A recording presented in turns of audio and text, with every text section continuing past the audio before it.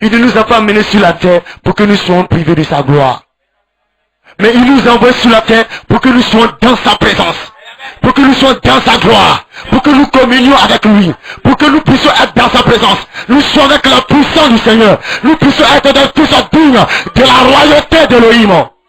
Mais nous-mêmes encore qui sommes ces semences. Nous-mêmes qui sommes les produits de cette royauté. Nous bafouons cette royauté.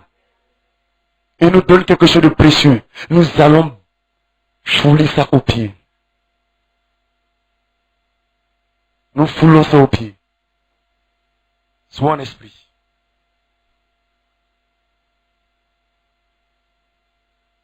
Est-ce que chacun de vous pèse ce que représente le sang qui a coulé à la croix? Est-ce que vous pesez cela? Le sang Elohim qui a été payé. C'était un grand prix. Quelque chose de si précieux pour Dieu. Quelque chose à grande valeur. Regardez comment vous considérez cela. Regardez comment vous considérez cela. Frère, regardez comment vous considérez cela. Qu'est-ce qui nous empêche d'aimer notre prochain? Qu'est-ce qui nous empêche de recevoir dans notre cœur cet amour que Dieu nous donne? Et puis, il nous donne cet amour, nous retournons encore dans des choses pour manifester la haine, pour manifester la colère. Mais nous sommes en train de bafouer la royauté de Dieu. Ce qu'il a de précieux dans son royaume, il nous le donne. Cette sorte de valeur, il nous le donne. Son amour, il nous le donne. Et nous foulons aux pieds. Comme des perles qu'on jette devant des pourceaux. Comme de la nourriture sèche qu'on donne à des chiens. Réveillez-vous, semences. Réveillez-vous, semences. Réveillez-vous, fils de Dieu. Réveillez-vous, fils d'Élohim. Si un seul est tombé, et que sa chute a entraîné tout ce monde dans le chaos, il y a un seul qui a fait couler son sang. Et son sang a pu racheter toute cette humanité. C'est ce que Romain nous dit.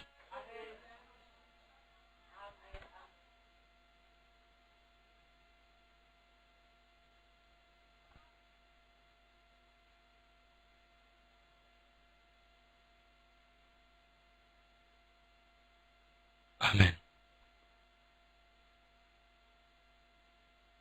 On suit. Écoutez.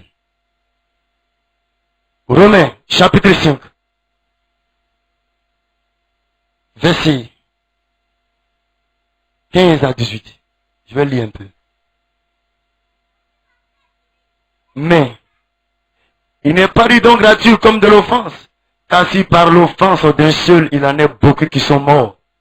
À plus forte raison, la grâce de Dieu et le don de la grâce venant d'un seul homme, Jésus-Christ, ont-ils été abondamment répandus sur beaucoup. Et il n'en est pas du don comme de ce qui est arrivé par un seul qui a péché. Car c'est après une seule offense que le jugement est devenu condamnation. Tandis que le don gratuit devient justification après plusieurs offenses. Si, par l'offense d'un seul, la mort a régné par lui seul, à plus forte raison, ceux qui reçoivent l'abondance de la grâce et du don de la justice régneront-ils dans la vie par Jésus-Christ lui seul. Ainsi donc, comme par une seule offense, la condamnation a atteint tous les hommes, de même, par un seul acte de justice, la justification qui donne la vie s'étend à tous les hommes. Car, comme par la désobéissance d'un seul homme, beaucoup ont été rendus pécheurs. De même, par l'obéissance d'un seul, beaucoup seront rendus justes. Un seul. Mais qu'est-ce que nous faisons de cet être qui était un sacrifice pour toute cette humanité? Mais nous acceptons autre chose. Le Seigneur nous guérit. On reçoit la guérison. Mais on a des expressions, on a des langages. Comme s'il était un Dieu dont la puissance était limitée. Comme s'il était un Dieu dont la puissance a besoin de recourir à autre chose. Mais vous êtes en train de bafouer la royauté de Dieu. Dieu ne peut pas guérir. Dieu ne peut pas délivrer. Dieu a-t-il besoin d'avoir recours à quelque chose d'autre avant de guérir? Il a besoin de s'appuyer sur quelque chose de physique avant que la guérison ne soit totale. Le Seigneur me disait, quand je guéris, quand je délivre par amour. Je ne délivre pas par devoir. Je ne délivre pas par obligation. Le Seigneur ne nous guérit pas par devoir. Il ne nous guérit pas comme si c'était un rôle qu'il était en train d'assumer. Lorsque Dieu nous guérit, il ne nous guérit pas comme si c'était une responsabilité, comme si c'était une tâche, comme si c'était un office qu'il était en train de remplir, ou bien qu'il doit remplir. Lorsque Dieu guérit, c'est pas comme s'il était en train d'assumer un rôle. Lorsque Dieu nous délivre, ce n'est pas comme s'il était en train d'assumer une tâche. Ne faisons pas comme si, quand Dieu guérit, c'est un rôle qu'il est en train de jouer. Ou bien c'est un rôle qu'il est en train d'assumer. Dieu ne guérit pas par devoir. Dieu ne nous délivre pas par devoir. Il ne nous délivre pas comme si c'est un rôle que lui, Dieu, il est en train d'assumer. Il ne nous délivre pas comme si c'est une responsabilité que lui doit remplir envers ses enfants. C'est pas une responsabilité qu'il doit remplir. C'est pas un rôle qu'il doit assumer. C'est pas une tâche qu'il doit accomplir. Lorsqu'il guérit, c'est par amour. Lorsqu'il délivre, c'est purement par amour. C'est simplement par amour. Ce n'est pas par obligation. Il dit, serviteur, quand je guéris, ce n'est pas par obligation. Le Seigneur ne nous guérit pas comme si il a une dette envers nous. Il nous doit tellement nous guérir qu'il vient nous guérir. Non. Il n'a pas de dette envers qui que ce soit. Le Seigneur ne doit pas la guérison à quelqu'un. Il n'a pas une dette à rembourser à quelqu'un. Comme si quand il est en train de nous guérir, c'est une dette qu'il est en train de rembourser. Dieu ne guérit pas comme ça. Dieu ne nous délivre pas de cette manière. Lorsque Dieu délivre, c'est purement par amour. C'est par amour. C'est son amour qui l'amène à nous guérir. Ce n'est pas un rôle qu'il est en train de remplir. Ce n'est pas une responsabilité qu'il est en train d'accomplir. Ce n'est pas une responsabilité. Il le fait purement par amour. Mais pourquoi après vous avoir guéri, vous retournez encore? Pourquoi vous retournez? Quelque chose qu'il a fait par amour. Il n'a pas fait comme c'est un cahier de charges qu'il est en train de remplir. Aujourd'hui, je te guéris, tu retournes encore, tu reviens, aujourd'hui, je te guéris. Non, il le fait avec amour. Vous savez ce que représente l'amour pour Dieu? Il est lui-même l'amour. Et cette richesse, il la met devant, il la met pour guérir ses enfants. Et nous, qu'est-ce que nous faisons de ça? Nous bafouons ça. Nous nous comportons comme si ce n'était pas précieux. Comme si le Seigneur nous guérissait par devoir. Il doit me guérir. Il doit me délivrer. Il n'a pas de dette envers quelqu'un. Vous n'êtes pas le créancier du Seigneur. Vous n'êtes pas son créancier. Dieu n'a jamais été un débiteur. Il n'a jamais été un débiteur. C'est nous, on doit à Dieu. Dieu, lui, ne nous doit pas.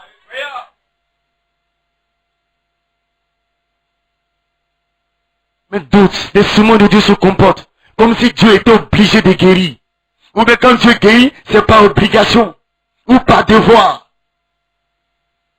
Non, comme c'est son rôle de guérir, lui vient et puis il guérit.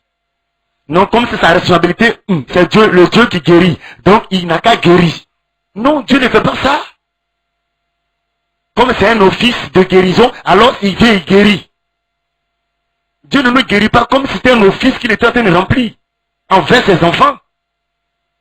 Il ne fait pas ça. C'est par amour qu'il manifeste ses attributs.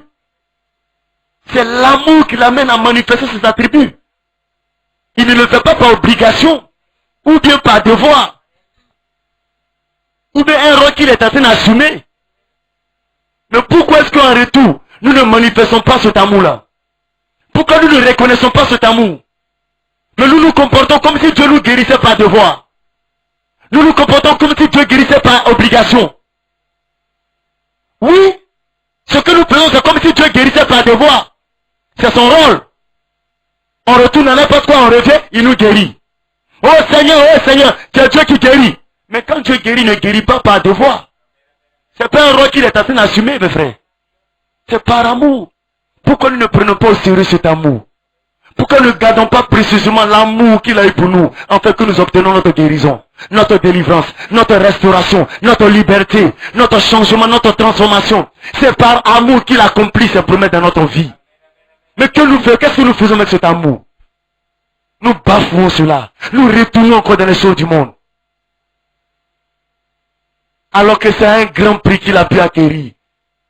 La semence de Dieu que nous sommes. Il vous guérit. Vous retournez dans la chose qui vous a rendu malade. Il vous hante, il vous sépare d'un démon de critique. Vous retournez encore dans les choses qui vous amènent à critiquer. Vous voulez que le Seigneur vienne vous dire, bon, aujourd'hui j'étais délivré du démon de critique. C'est comme ça vous voulez que le Seigneur traite avec vous? Votre vie n'est pas capable de démontrer que vous avez reçu un esprit qui fait que vous ne critiquez pas? Votre vie ne peut pas témoigner de cela? Pourquoi est-ce que vous retournez dans ce que vous avez vomi? En retournant dans ce que vous avez vomi, vous êtes en train de bafouer ce que le Seigneur a de précieux. Et vous bafouez sa royauté. Et ce sont ces semences qui font ça. Oui, ces semences. Levez-vous, frère. Ressaisissez-vous. Ressaisissez-vous. Ne faites pas perdre la valeur à la chose que le Seigneur a de précieux. Ne faites pas ça. En vous comportant ainsi, vous faites perdre la valeur à cette précieuse chose que le Seigneur a. Tout le trésor du Seigneur est placé dans son amour. L'amour détient tout le trésor de Dieu. Et cet amour, il vous le donne. Et qu'est-ce que vous faites? Vous bafouez la royauté de Dieu. Les semences de Dieu, il vient vous lave, il vous nettoie, il vous oint de son esprit. Vous prenez son esprit pour vous exalter. Vous prenez son onction pour vous enorgueillir. Vous prenez les choses que Dieu vous donne pour vous faire passer au-dessus de vos prochains. Vous prenez les choses que le Seigneur vous donne pour avoir une autre opinion de votre propre personne. Vous tapez à votre poitrine avec la chose précieuse que le Seigneur vous a donnée. Vous êtes en train de bafouer sa royauté. Vous êtes en train de vous enorgueillir. Vous êtes en train de faire perdre la valeur à la gloire du Seigneur. Vous êtes en train de dévaloriser la puissance de Dieu par vos agissements, par vos comportements. Ce qui est précieux, on ne gaspille pas ça. Ce qui est précieux, on ne gaspille pas ça. Qui es-tu pour toujours retourner dans les choses? Tu vas venir, le Seigneur va te délivrer. Tu retournes dans les choses, le Seigneur va te délivrer. Qu'est-ce que tu es en train de faire de l'onction du Seigneur? Tu es en train de faire perdre la valeur à la chose. Parce que quand une chose est précieuse, elle a un but précis dans la vie de celui à qui elle est destinée. Mais regardez ce que nous faisons avec ça. Nous retournons dans les choses qui nous rendent malades. Pour revenir encore pour qu'ils nous guérissent. Nous retournons dans les choses qui nous rendent des critiqueurs. Nous retournons dans les choses qui nous amènent à jalouser. Nous retournons dans les choses qui nous amènent à avoir de la calomnie, à mentir, à voler, à être impur, à se souiller. Et vous attendez encore que le Seigneur vienne encore libérer une onction pour vous délivrer. S'il vous plaît, Arrêtez de bafouer sa royauté. Arrêtez de bafouer sa puissance.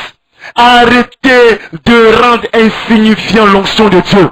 Vous semence de Dieu. Arrêtez de rendre insignifiant sa puissance.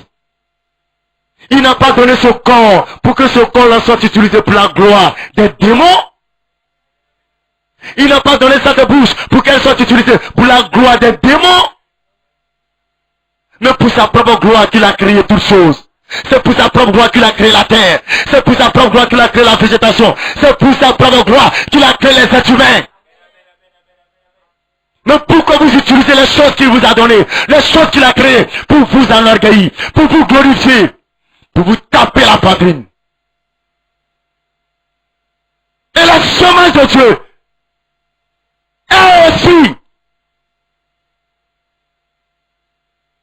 qu'on perd de la valeur à la chose que le Seigneur a de précieux. Vous vous comportez comme si le sang de Christ n'était pas précieux. Un homme a été sacrifié pour vous. Vous savez ce que ça représente? Et ce n'est pas le moindre. Il n'est pas né d'un père, d'une femme. Lui, Dieu, lui-même va se reproduire dans un vase. Afin de venir racheter ce monde. Dieu va descendre, le Créateur, pour vous appeler à la vie. Et vous ne considérez pas ce grand amour-là? Vous ne considérez pas ce grand amour-là? Vous jouez? Vous plaisantez? Vous vous laissez distraire? Quelle sorte de semence avez-vous à l'intérieur de vous? Jusqu'à aller bafouer la royauté de votre maître. Donc jusqu'à aller livrer Elohim. Parce que ce que vous faites, c'est comme si la puissance de Dieu ne peut pas vous maintenir dans une position correcte. Oui, mais c'est ça. Satan vous propose n'importe quoi, vous acceptez. Le diable vous critique, vous critiquez. Le diable vous jolissez. Vous êtes un malade, vous courez pour aller vers le Seigneur. Il vous guérit, vous retournez encore. Et vos attitudes livrent le Seigneur de cette manière. Comme s'il avait une puissance qui ne peut pas vous amener à rester chez le Seigneur. Comme s'il avait une puissance qui est au-delà de la puissance du Seigneur. Vous savez ce que vous êtes en train de faire? En vous comportant ainsi, vos actes, vos agissements, vos attitudes montrent que c'est comme si une puissance qui est au-dessus de celle du Seigneur. Parce que la puissance qui vous a délivré, qu'est-ce qu'il y a? Et vous retournez encore chez celui qui vous retient captif. Qu'est-ce qui se passe pour retourner encore dans le mensonge? Qu'est-ce qui se passe pour retourner encore dans la haine? Il vous a racheté Elohim avec un grand prix. Il vous a acheté avec un grand prix. Vous avez coûté tellement cher qu'il a fallu sacrifier son propre fils. Il accomplit cela dans son amour infini. Et vous vous levez, vous retournez encore là, dans le péché, dans l'ordure, dans la vicissitude, dans n'importe quoi, dans tout ce qui est idolâtrie, dans tout ce qui est sexe souillure, fornication, mensonge, idolâtrie, vol, cupidité, amour d'argent, plaisir de ce monde, orgueil, arrogance, zèle amer, hautain. Vous retournez là-bas. Mais votre assistement montre que il y a une puissance au-delà de celle du Seigneur. C'est ce que vous faites. C'est vos comportements qui le montrent. C'est vos comportements qui montrent cela. Vous bafouez la royauté du Seigneur. Vous bafouez la puissance de Dieu en vous comportant ici. Vous bafouez l'autorité de Dieu, semence de Dieu, en vous comportant ici.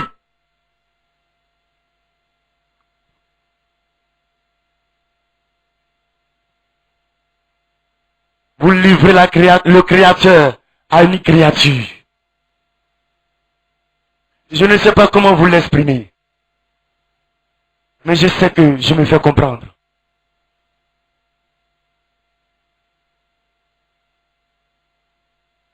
semence. Sois un esprit.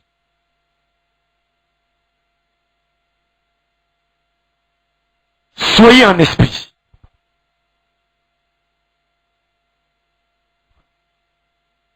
Aussi longtemps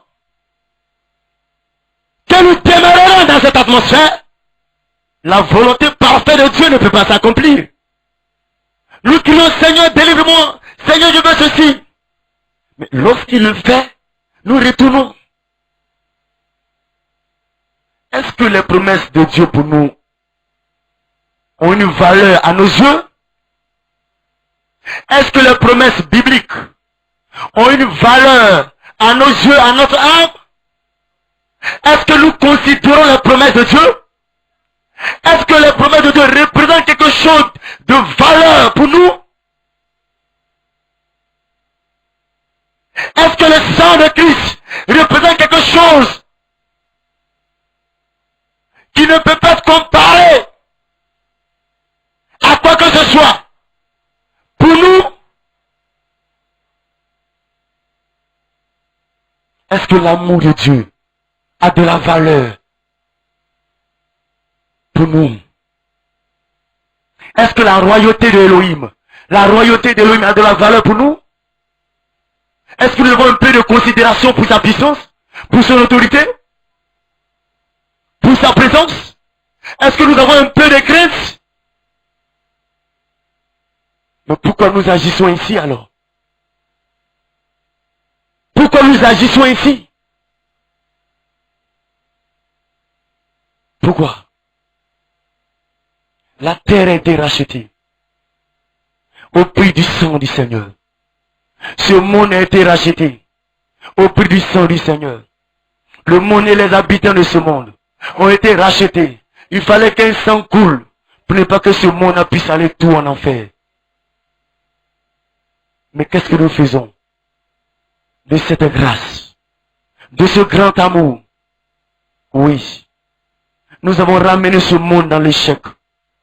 Nous avons ramené ce monde dans l'abomination. Nous avons ramené ce monde dans l'incrédulité. Et les semences de Dieu aussi ont suivi cela. Ils ont mis cette terre entre les mains de quelqu'un d'autre. Le Seigneur a créé la terre. La terre lui appartient, mes frères. Ce monde appartient à mon Père. Ce monde appartient au Maître des cieux et de la terre.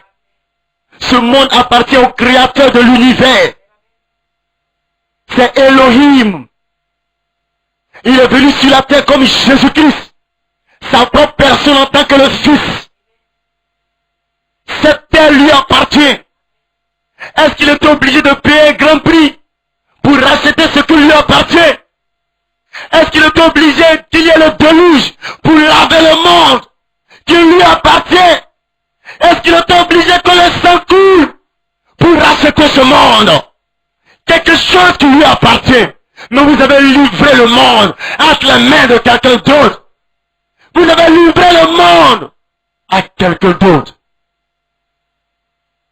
Vos agissements, vos comportements, votre vie sur la terre, vous avez donné ce monde à quelqu'un d'autre. Vous avez invité un autre à s'asseoir, à contrôler le monde. Aujourd'hui, vous avez donné le monde à Lucifer.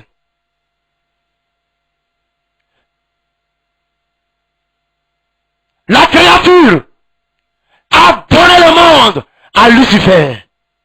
La création a donné le monde à Lucifer. Et vous les semences aussi. Vous êtes allés jusqu'à donner le monde, à donner cette terre à Lucifer. Vous êtes allés lui donner. Et qu'est-ce que Lucifer va faire? Lucifer va prendre ce monde et le mettre entre les mains des hommes. Et lui, il contrôlera.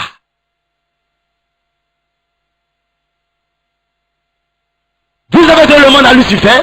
Lucifer donne ce monde à des hommes que lui contrôle. Et le monde aujourd'hui est contrôlé par des hommes. C'est ça la vision d'Elohim. C'est ça la vision du grand maître. Quand il a dit à Adam, gouverne, Adam, tu as l'autorité, tu régneras sur toutes choses. Mais c'est contrôlé par Elohim lui-même. Ce n'est pas contrôlé par une science quelconque, un intellect ou une machine robotisée. Ce n'est pas contrôlé par un ordinateur, une puce qu'on met dans un portable, une puce qu'on met dans quelque chose. Le monde n'a pas été fait pour être contrôlé ici. Mais vous avez livré le monde entre les mains de Lucifer. Et Lucifer l'a livré entre les mains des hommes que lui, il contrôle. Vous savez ce que ça veut dire? Lui, il crée une terre. Et c'est le monde, c'est des hommes qui viennent contrôler. Au point même de mettre des bombes sous la terre. Des bombes sous-marines. Des bombes dans l'espace. Des bombes qui sont parsemées dans chaque lieu sous la planète Terre. Terre détruit la terre. Lui, sa terre. Lui, Elohim, sa terre. Lui, Elohim, son monde. Lui, ce qu'il a créé. Est-ce que la vision qu'il avait pour ce monde, c'est ce qui est là? Là où vous mettez vos pieds, sous cette terre, il y a des bombes partout. Dans l'espace, des bombes. Des bombes sous-marines.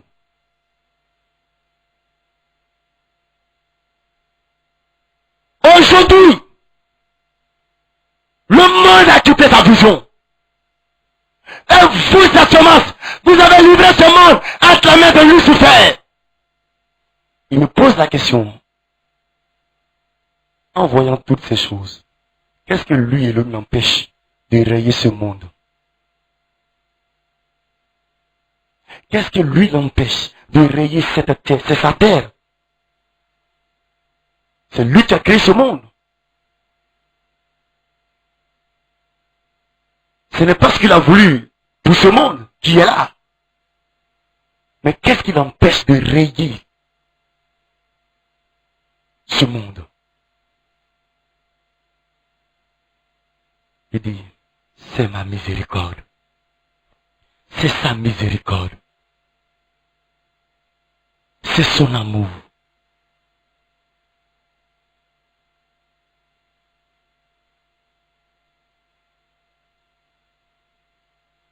Un monde qui est contrôlé par des hommes, ils peuvent faire de ça ce qu'ils veulent. Prenez les grandes banques, les banques mondiales, les grandes firmes, les industries par-ci par-là. On veut travailler ici, on veut être ingénieur de ici, on veut avoir une tête qui connaît toutes les choses. Et tout ça c'est contrôlé par Lucifer et ses hommes. Je n'ai rien contre le fait que tu réussisses dans ta vie. Mais je prêche la parole. Laisse-moi faire ma part.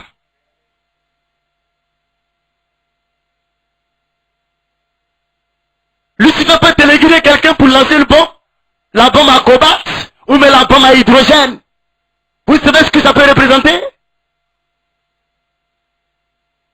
Mais c'est la grâce de Dieu, frère. La miséricorde. Mais que faisons-nous avec cette miséricorde?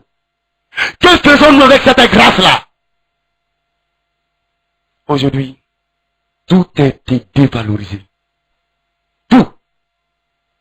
Nous avons fait perdre la valeur à ce qui est précieux aux yeux du Seigneur. La terre n'est plus dans sa vision. La volonté parfaite de Dieu ne peut pas s'accomplir. Il faut ramener la chose comme à l'origine, comme au commencement. Les habitants de la terre ne sont plus dans la vision du Seigneur. Oui, tout a quitté la vision. Et s'ils ne sont plus dans la vision, c'est que la volonté parfaite de Dieu ne peut pas s'accomplir. C'est clair. Dieu n'accomplit pas sa volonté parfaite dans le désordre, ou dans un cafouage, dans une confusion. Non. Il accomplit sa volonté parfaite dans sa vision. Prenez les églises. Elles ont quitté la vision du Seigneur. Prenez les hommes de Dieu. Ils ont quitté la vision du Seigneur. Les brebis ont quitté la vision du Seigneur. Des assemblées ont quitté la vision du Seigneur.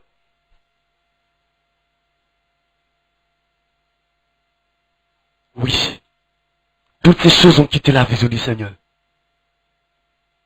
Ce qui était au commencement, ce qui était au temps d'Adam, où il n'y avait pas encore le péché, tout était dévalorisé, tout était bafoué, tout était mélangé, tout était brisé, tout était renversé. Nous avons accepté des anges déchus. Nous avons accepté des semences venant de l'enfer. Nous avons accepté des choses souillées.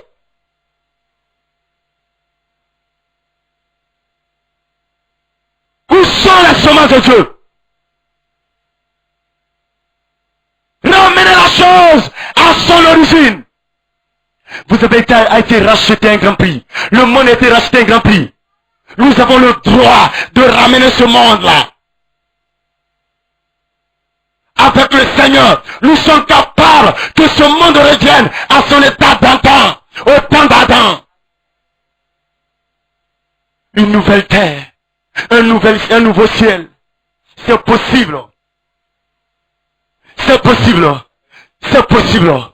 Un nouveau ciel, une nouvelle terre. C'est possible. C'est possible. Mais il a besoin de ces semences.